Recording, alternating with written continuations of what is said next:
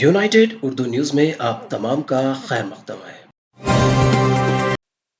ریاستی دارالحکومت حیدرآباد میں پیر کی شام کو گرج چمک کے ساتھ شدید بارش ہوئی۔ آسمان پر کالے بادل چھا گئے جس کی وجہ سے شام سے قبل ہی اندھیرا ہو گیا تھا۔ صبح سے شدید گرمی کی وجہ سے شہر کے لوگوں کو شدید پریشانی کا سامنا کرنا پڑا۔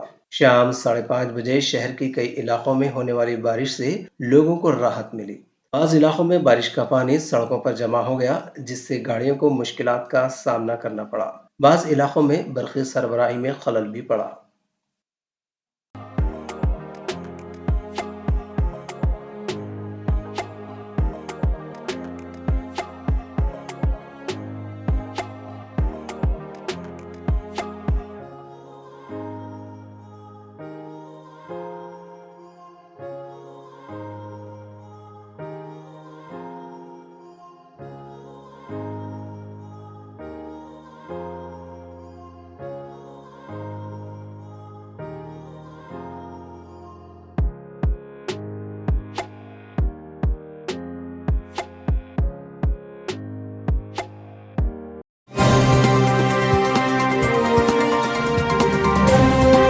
ہماری ہمت افزائی کے لیے اس چینل کو سبسکرائب کریے، ویڈیو کو لائک کریے اور شیئر کریے۔